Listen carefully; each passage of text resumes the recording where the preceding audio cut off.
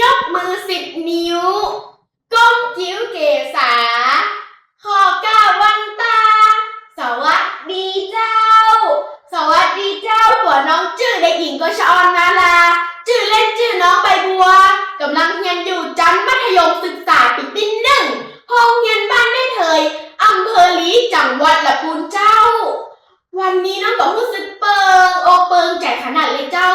ที่ลูกหลานต่างเต้าจำอำเภอลีจะได้มาเจอชวนผู้คนร่วมภาคภูมิใจในท้องถิ่นไปกับตัวน้องผ่านการเล่าเรื่องในหัวข้อเมืองลีบ่มีลาบเจ้าไปซื้อฮะพระมาวะล่นขึ้นหัวปากไม่คั่วเอาบุกมาวะ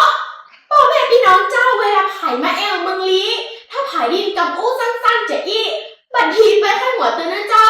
มันเป็นสำเนียงการอู้ของคนลีบ่เก่าที่เขาอู้กันจะอีเมินแล้วไปซื้อหามันก็ว่าไปซื้อหาปะหมาวะมันก็ปะหมาวะ น่ารักดีนะเจ้ามันเป็นเสน่ห์ในสำเนียงที่บ่เหมือนไผเป็นความภาคภูมิใจในตัวน้องและก็คนในอำเภอลีเจ้าอำเภอลีถึงจะเป็นอำเภอที่อยู่ใกล้ที่สุดของจังหวัดลำพูนอยู่กลางแพะกลางป่ามุกเมืองลึกลับแต่ก็เป็นเมืองบ่เก่าที่มีอายุนักกว่า1,000 ปีแล้วตำนานเมืองเป็นเล่าว่ามีพระนางจามรีตามูคนลี้ภัยจากหมู่ฆ่าศึกล่องข้ามห้วยข้ามหนองมาอยู่ที่นี่ก็เลยกลายเป็นเมืองลี้มาจนถึงบัดเดียวเจ้านอกจากประวัติศาสตร์ที่น่าสนใจแล้วเมืองลี้บ้านของน้องก็ยังมีสิ่งที่น่าภูมิใจถึงสปะสเปะเลยนะเจ้าเดี๋ยวน้องจะเล่าให้ฟังน้ำตกเย็นใสน้ำใจคนดีมีเหมืองถ่านหินเป็นถิ่นนักบุญตัวน้องก็รู้สึกภูมิใจขนาดเลยเจ้าที่ได้เกิดมาเป็นคนอำเภอลีเมืองที่ได้ขึ้นชื่อว่าเป็นถิ่นนักบุญเพราะว่าเมืองลีบ้านของน้องนั้นเป็นถิ่นกำเนิดเกจิอาจารย์ครูบาถึง3 ตนบอกว่าจะเป็นครูบาศรีวิจัยวัดบ้านปางที่เปิดเป็นคนแปลงคนต่างขึ้นวัดพระธาตุดอยสุเทพครูบาเจ้าอภิชัยขาวปีวัดผนามเกจิอาจารย์ที่เปิ้นนุ่งขาวห่มขาวเป็นบ่มีไผเหมือนแล้วก็ครูบาเจ้าจายาวงศาพัฒนาวัดพระพุทธบาทห้วยตงที่เปิ้นเป็นศูนย์รวมใจของพี่น้องชาวปากกยอเจ้ากะยอมันเป็นถิ่นตนบุญ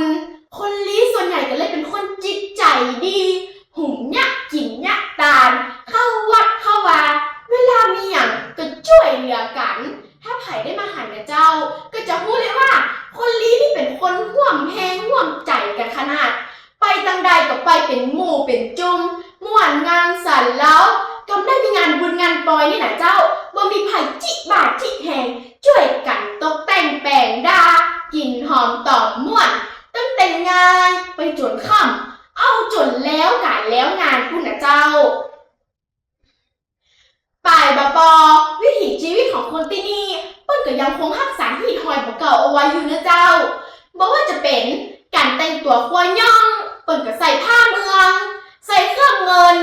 มีหมู่บ้านของพี่น้องปากกยอที่เปิ้นใจไปตองตึงแปลงเฮือนดังไฟโบะหลัวนึ่งข้าวเป่าไฟก็ยังมีหันนะเจ้าของกินของป่านี่มันน่าทานฮะมีปลาลักขี้เต๋อสุดปีสุดแล้วบ่ว่าจะเป็นแมงมันผักไผ่อีไนไก่แลนเห็ดลมเห็ดถอบโอ้ยบ่จิว่าอันว่าอีนะเจ้าเห็ดถอบนี้เน็ดจะอีเลยเจ้าก็คนเจ้าคนเท่าเป็นว่าบ้านน้อยงามตาดอยฟ้าห่มเงาที่แอวของเมืองลีน้องก็รู้สึกภูมิใจขนาดเลยเจ้าปากการที่ไหนเลยนะเจ้า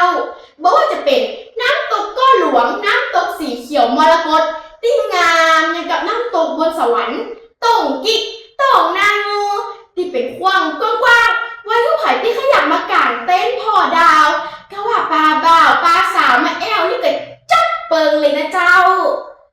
อุทยานแห่งชาติแม่ปิงที่มีอีลิงช้างฟานออกมาเตียวก่ายไปก่ายมาทุกคนได้หันอย่างชนิดที่ว่าแม่ใช่ข้างเลยนะเจ้าอันนี้น้องบ่ได้ขี้วนนะเจ้าถ้าไผ่บ่เชื่อกับเราเพิ่งมาพอคนเดียว เพราะว่าเมืองลีบ้าของน้องนั้นบ่ใช่เมืองลึกลับแต่เป็นเมืองที่พร้อมต้อนรับผู้คนเจ้าพ่อแม่พี่น้องเจ้าถ้าคนเฮาเมาตั้งไปตั้งหน้าติดโดยที่บ่มีไผว้ายปิกมาขอตั้งหลัง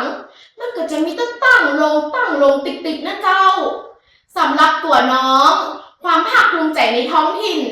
บ่ใช่เรื่องความยิ่งใหญ่บ่ใช่เรื่องความทันสมัยแต่มันคือความเข้าใจและก็หันกล้าของสิ่งที่มีอยู่เจ้ามาเถอะเจ้ามาร่วมใจกันกึดร่วมใจกันแปลงร่วมใจกันสานต่อแปลงดีไว้ให้ลูกแปลงถูกไว้ให้หลาน